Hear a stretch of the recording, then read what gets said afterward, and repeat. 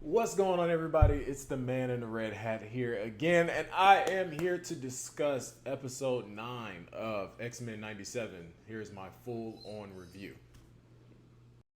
Now, this episode is called Tolerance's Extinction Part 2. This is the penultimate episode of the season. Got one more episode to the season finale. This episode was amazing. All right, so let's start it out. All right, so the episode starts with Professor Xavier. He's back at the mansion. He's trying to rally the team. All right, and I like how at the end of the last episode, if you look above, when he was like, "To me, my X-Men," he only called like the smart X-Men. he only called Beast and Storm, Jean Grey, and Cyclops. People that can use their motherfucking noodle. The Wolverine, Morph, Jubilee, Sunspot, stay out of it. We'll see y'all. Stay on the ground level. I gotta actually talk to the team. Now the story wants you to feel bad for him, but like at this point, he's kind of like Adam Sandler in The Longest Yard. You know where the team found out that he was shaving points. Like the team don't want to hear none of that. Like answer the questions. Where was you at? You out here traveling the galaxy with these bird ass bitches. Where was you when humanity tried to wipe us off the face of the earth, bro? And why did you give Magneto the keys to the goddamn mansion? And I ain't gonna lie to you.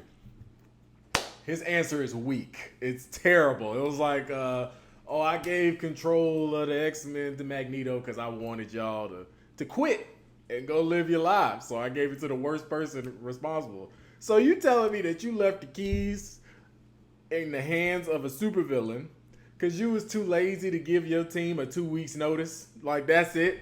Trash. So they devised like this two-pronged plan, all right? One team, they're just going to go to Bastion and slap a power collar on him. And then another team is going to go to Magneto and like convince or fight him to turn the magnetism back onto the planet before it's destroyed. And while they're developing that plan, while they're finishing coming up with that plan, Magneto just pop up. Like, what's up, y'all? Now, on the initial watch and the rewatch, actually, I was watching Magneto talk, and I understood where he was coming from and what he was saying. He's basically telling them, like, hey, y'all all know where I'm going to be.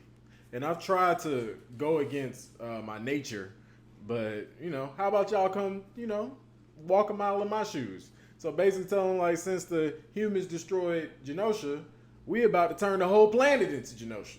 All right, so he pops up and asks them to join him. Like, yo, I was the leader and I was doing a good job until Genosha hit. You feel me? Like, why don't y'all just come on over here? We survive on the asteroid. Planet dies out. We come back to the planet. It's our planet. So Rogue and Roberto, Sunspot, who I don't like because he's always on the fence. He's a on the fence ass nigga, and I don't like that.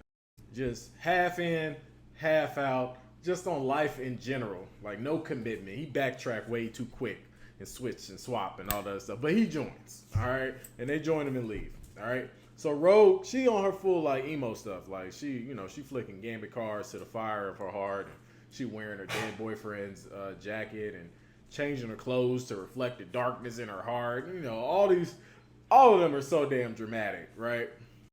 And a brief little side note, right?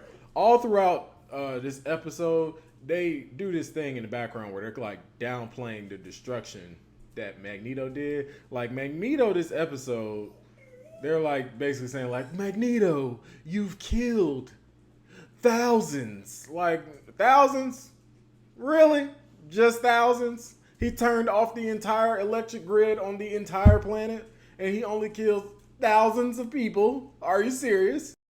You ever seen a modern plane fly with no electricity or mapping when it's in the sky? See if the electricity turned off. See what happened to that plane. You ever seen a train just slam into each other because they ain't got no way to guide each other?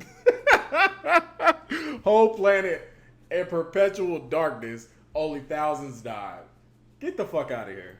Like, tell Magneto to step his game up there. He's supposed to be doing Mussolini numbers with that stunt. It's supposed to be pandemonium. That's an inconvenience. 1,000 is an inconvenience to me, planetary wise. That's an inconvenience, bro. They not good enough. And additionally, I don't really feel like they showed the humanity side of things well, of how bad things are. Like, we're told and briefly shown, like Jubilee and trash ass Sunspot run into the fence while they get chased by a mob, but that's it. You know what I'm saying? On to the amazing stuff. So the gold team, that's Storm, Forge, Jean Grey, Beast, Cable, and Morph. And their, I don't know, their fourth Blackbird, because they keep getting destroyed every episode. They're flying to Bastion's location. You know that insurance payment is insane. Full gap insurance on that Blackbird, but it's going crazy. So we get all of the really great fight scenes that start coming up. Morph, who at this point has been like, they have been the worst combat team member of the entire cast, and that includes Jubilee. I'm surprised by that. And they turn into the Hulk, and then they use teamwork, and they start bodying the Sentinels as they're attacking them in the ship. It's pretty glorious. So Jean Grey and the rest land on the island while Storm and Forge are fighting in the air. Jean Grey hits the island. She's immediately attacked by Mr. Sinister. And I call Mr. Sinister the Starscream of X-Men. So you know how like Starscream and Transformers always felt like he should be the leader and he's planning in the background, but you know, he's always second fiddle. That's Mr. Sinister for this plot. All right, so they scrapping. They throwing toiletries and bowling balls at each other and trucks and anything that they can get their hands on. They throwing paper towels and napkins and forks and knives, everything. Meanwhile, the blue team, Jubilee, Cyclops, Professor Xavier, and Wolverine, they show up at Magneto's asteroid, and after like a few sentences, they get the box. I didn't really like the way that they were fighting each other. I respect it, but it's like humanity's on the fucking line. Like, maybe let's hit them a little bit harder than some fucking sparklers, Jubilee. Like, you know, Sunspot don't even really want to be there. Like, I hate Roberto so fucking much. Like, make a decision, bro. Like, for the love of God. Mr. Sinister, he then pulls out his big joker, which is Cable, under his control. He then forces Cable to fight Jean Grey. So son fighting mama. Mother, question mark? Who knows? And I didn't know this because I'm not super familiar with Cable's like character. I know who he is. But he is strong as shit. And apparently just as strong of a telepath as his mother. Question mark, quotations. And he uses like this psychic blast that looks like it quite literally obliterated Jean Grey. And Jean Grey is like, Jean Grey does like a psychically called Cyclops to watch her last moments live. So he's not only is he fighting on an asteroid, he getting a psychic telephone call like, hey, just want to let you know I didn't make it. All right. So we come back to the blue team, and they just slap Magneto's helmet off, right? Because the helmet, that prevents Xavier from taking over his mind. Xavier tells them, I'm about to take over his mind. So he starts doing that. He's about to save the world, about to reignite the magnetism on the world, when he is attacked by none other than fucking Cyclops. All right, so Cyclops doesn't want the power to turn back on because the Prime Sentinels are going to reactivate on the island, which, the rest of the team is on that island fighting Bastion, and he does not want that. Magneto then takes that opportunity to force the helmet on Xavier's head and is about to crush his head with the helmet, right? So then Wolverine in all his glory decides to attack Magneto.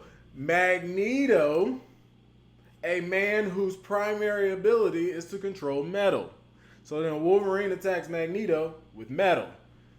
A brave move, if I've ever seen one, though. Magneto decides to pull out a Mortal Kombat fatality, and then he pulls the adamantium grafted onto all of Wolverine's bones and pulls it out of his body, leaving Wolverine looking like a sock puppet, and the episode ends. So this episode is I'm going to give this 9 out of 10 red hats, okay?